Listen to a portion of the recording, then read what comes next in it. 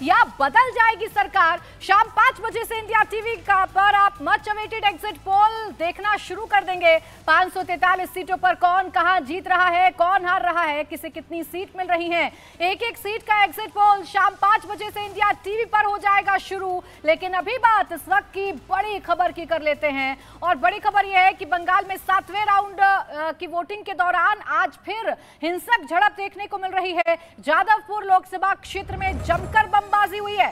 जादवपुर में भगवानपुर इलाके के सीपीएम और तृणमूल कांग्रेस के समर्थकों के बीच में झड़प जो है वो देखने को मिल रही है। दोनों पक्षों ने एक दूसरे पर हमले का आरोप लगा दिया है। लोगों को काबू करने के लिए पुलिस को बल प्रयोग भी करना पड़ा, जबकि पुलिस वालों पर भी भीड़ ने पथराव कर दिया है। जिस जगह पर झड़प हुई वहां कई जगह देसी बम पड़े हुए मिले, जबकि कई जगहों पर बम बनाने का सामान भी मिला है। तो बिहार में आखिरी चरण के चुनाव के दौरान हिंसक झड़प देखने को मिली है। जादवपुर में सीपीएम और टीएमसी के कार्यकर्ता आपस में भिड़ गए हैं।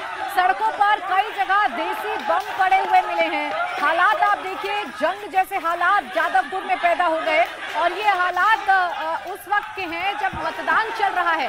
ये आखिरी चरण का मतदान चल रहा है, जहां जादवपुर में सीपीएम और टीएमसी के जो कार्यकर्ता हैं, जो समर्थक हैं, वो आपस में भिड़ गए। और ये भिड़ंत कोई छोटी मोटी भिड़ंत नहीं थी, बल्कि देसी बम से एक दूसरे पर हमला किए गए हैं। लाठी लेकर लोग पहुंचे हुए थे, एक दूसरे पर हमला किया जा रहा है। और देखिए, बंगाल में ऐसी तस्वीरें कोई नई बात नहीं है। बंगाल में अमूमन हर चुनाव में कुछ ऐसी हिंसक तस्वीरें देखने को मिलती हैं, जहां राजनीतिक दलों के जो समर्थक हैं वो आपस में ना सिर्फ भिड़ते हैं, बल्कि ये झड़प हिंसक हो जाती है। और इसमें देसी बम जैसे चीजों का इस्तेमाल जो है वो किया जाता है। देसी बम जगह जगह पड़े हुए जादवपुर में देखने को मिल सकते हैं। सड़कों पर जो संग्राम है, बवाल है, वो साफ तौर पर जादवपुर में देखने को मिल रहा है।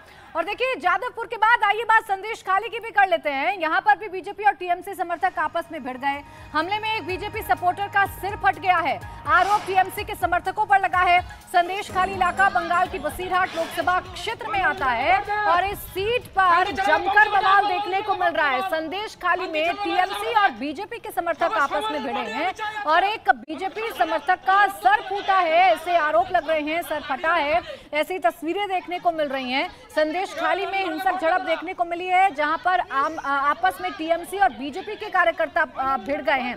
आपको जानकारी दे दें कि संदेश खाली इलाका बसीरहाट लोकसभा क्षेत्र में आता है, जहां इस बार बीजेपी ने संदेश खाली में पीड़ित महिला रेखा को मैदान में उतारा है। वो इस बार बसीरहाट में ताल ठोकती हुई नजर आ रही हैं। लेकिन फिलहाल जो तस्वीरें हैं आखिरी चरण की, वो तस्वीरें बता रही हैं कि बंगाल एक बार फिर हिंसक झड़प के दौरान मतदान करने के लिए मजबूर है। और ये हिंसक झड़प जादवपुर में देखने को मिली, ये हिंसक झड़प संदेश खाली में भी देखने को मिल रही है। बसीरहाट सीट के अंदर संदेश खाली आता है।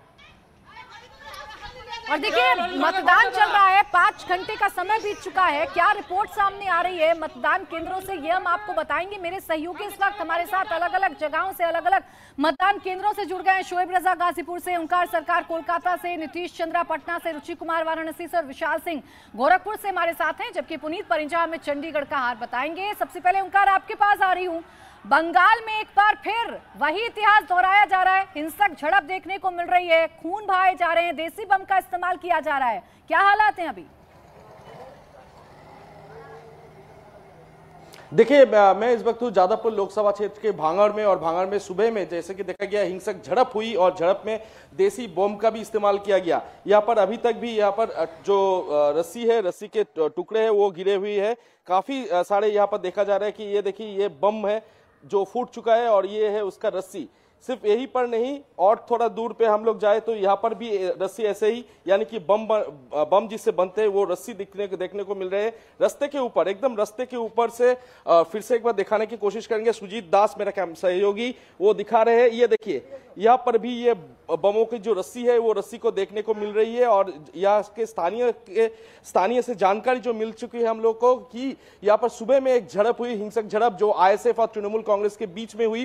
तृणमूल कांग्रेस के आरोप है कि आईएसएफ का कुछ गुंडों लोगों ने उन पर हमला चलाया और बमबाजी की, और आईएसएफ के खिलाफ, आईएसएफ की तरफ से भी तृणमूल कांग्रेस के ऊपर आरोप लगाया जा रहा है कि उनके जो गुंडे हैं उन गुंडों ने हमला चलाए। लेकिन सुबह की घटना ही ये रास्ते के एकदम ऊपर देखा जा रहा है कि ऐसे करके बमबाजी की गई थी, लेकिन अभी काफी पुलिस अभी तैनात किया गया है। और जो सामने एकदम सामने यहाँ पर एक वोटिंग सेंटर है, यहाँ पर अभी काफी लाइन भी देखने को मिल रहा है। तो अभी तो हालात शांत है, लेकिन कुछ देर पहले यानी कि वोट शुरू होने से आधा घंटा पहले भी देखा गया था कि यहाँ पर हिंसक झड़प हुई, जो कि तृणमूल कांग्रेस और आईएसएफ के खिलाफ दोनों पक्ष के ऊपर आरोप लगा रहे हैं। और हालात यहाँ पर किस तरीके से बने हुए हैं, और ये हालात सिर्फ जादवपुर में नहीं बल्कि पश्चिम बंगाल से जगह जगह से तस्वीरें सामने आ रही हैं। पश्चिम बंगाल में टीएमसी की महिला कार्यकर्ताओं ने ईवीएम को ही पानी में फेंक दिया है। ये घटना 24 परगना के कुलताली में हुई है। टीएमसी की महिला कार्यकर्ताओं का आरोप है कि उनके एजेंट को बूथ पर बैठने नहीं दिया गया।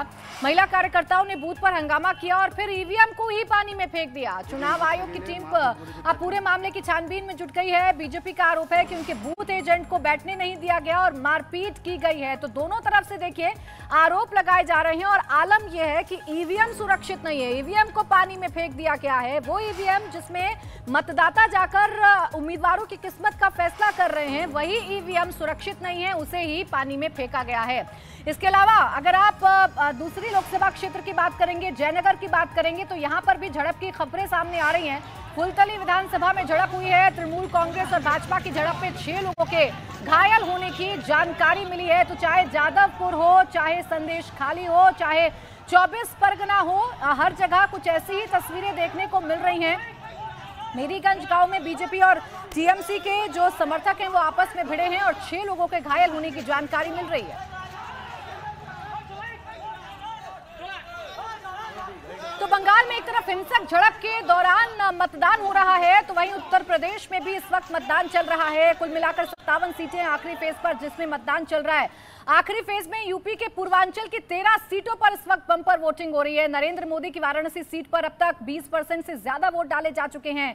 वहीं गोरखपुर में भी अब तक 16% से ज्यादा वोट डाले जा चुके हैं। मिर्जापुर में अब तक 23% से ज्यादा वोटिंग हो चुकी है। इसके अलावा घोसी में 18 और गाजीपुर में 19% में मतदान हो चुका है। बलिया में 22 और चंदौली में 23% से ज्यादा मतदान हो चुका है। इसके अलावा कुशीनगर में 24 और महाराजगंज में भी 24% मतदान अभी तक हो चुका है। तो उत्तर प्रदेश की 13 पूर्वांचल की सीटें इसे मजबूत गढ़ भारतीय जनता पार्टी का इस लिहाज से माना जाता है क्योंकि 2019 के चुनावों में बसपा और सपा के गठबंधन के बावजूद 13 में से 11 सीटें एनडीए ने अपने कब्जे में की थी और 2 सीटें ऐसी थी जो बसपा के खाते में गई थी। और इस बार बीजेपी को उम्मीद है कि अपनी इसी स्ट्राइक रेट को बीजेपी मेंटेन रखेगी, एनडीए मेंटेन रखेगा, जबकि समाजवादी पार्टी को भरोसा है कि इस बार समाजवादी पार्टी मजबूत हुई है और बीजेपी के इस विजय रथ को पूर्वांचल में रोका जाएगा। मेरे सहयोगी हमारे साथ लगातार बने हुए हैं। सबसे पहले वाराणसी चल लेते हैं। रुचि वहां पर मौजूद है। रुचि, बताइए जरा मतदान केंद्रों में किस तरीके की तस्वीरें हैं? तेज धूप, गर्मी लगातार बढ़ रही है, मतदाताओं का उत्साह कैसा है? ये 80 में है, ये इंपीरियल कॉलेज है और यहाँ पर गर्मी ज़रूर है, लेकिन जो वोटर्स हैं उनके आने का सिलसिला लगातार जारी है। सामने आपको लंबी, इस समय अभी थोड़ी देर पहले ज़्यादा लंबी कतार थी, इस समय भी थोड़ी कतार है। और इस बूथ में नगर निगम ने एक खास इंतज़ाम किया है गर्मी को देखते हुए कि आप वोट डाल के आइए, उसके बाद सबको, जितने वोटर्स हैं सबको मट्ठा पे लाया जा रहा है और कि गर्मी से थोड़ी सी उनको राहत मिले। बहुत ज़्यादा यहाँ पर उमस है, गर्मी तो है ही, लेकिन वोटर्स का उत्साह कम नहीं दिखाई दे रहा। यहाँ पर ये एक सेल्फी पॉइंट बना है और यहाँ हम देख रहे हैं कि लोगों में ज़बरदस्त उत्साह है। जो वोट डाल के आ रहे हैं वो सेल्फी लेने की कोशिश कर रहे हैं। वोट डाल दिया आपने उसके बाद? हाँ, डाल दिया, बिल्कुल बिल्कुल। आइए, क्योंकि मोबाइल अलाउ नहीं था ना, इसलिए मैंने जो है ये। नाम क्या आपका? कंचन नाम है मेरा। अच्छा कंचन जी, हम देख रहे हैं बहुत देर से आप कोशिश कर रही हैं अच्छी फोटो उतारने की। इस फोटो का क्या कीजिएगा जो आप दिखा रही कि मैंने वोट डाल दिया? ये स्टेटस पे लगाऊंगी, फेसबुक पे लगाऊंगी कि मैंने मतदान किया, मैंने अपना जो मेरा जो अधिकार बनता है मत देने का वो मैंने किया। लोग भी करें आप? हाँ, लोग भी करें, लोगों को भी कहेंगे कि भाई घर में नहीं बैठो, नोटा ही सही जाके दो। लेकिन वैसे जैसे यहाँ चुनाव का, वाराणसी की बात करें जहाँ प्रधानमंत्री नरेंद्र मोदी 2 बार से सांसद हैं, तीसरी बार फिर चुनाव मैदान में, यहाँ क्या मुद्दे हैं जब आप वोट डालती तो क्या? ठीक है, देखिए यही मतदाताओं का उत्साह है रुचि, और इंडिया टीवी भी यही अपील करता है कि अगर आप उन 57 सीटों में आपका वोट है तो आप भी अपने घर से बाहर निकलिए, अपने मत का इस्तेमाल करिए, क्योंकि आपका एक वोट ही अगले 5 साल तक देश का भविष्य तय करता है, सरकार चुनने में मददगार साबित होता है। हम गोरखपुर का रुख कर लेते हैं, एक और वीआईपी सीट। मुख्यमंत्री योगी आदित्यनाथ वाली सीट है। और अभी देखिए एक और तस्वीर हम आपको दिखा रहे हैं, मतदान लगातार जारी है और जो वीवीआईपी हैं वो भी लगातार मतदान कर रहे हैं। उनके भी मतदान करने की जो तस्वीरें हैं वो लगातार सामने आ रही हैं। कुल 57 सीटें हैं जहां पर मतदान किया जा रहा है। उत्तर प्रदेश की 13 सीटें, पूर्वांचल की जहां इस वक्त मतदान किया जा रहा है।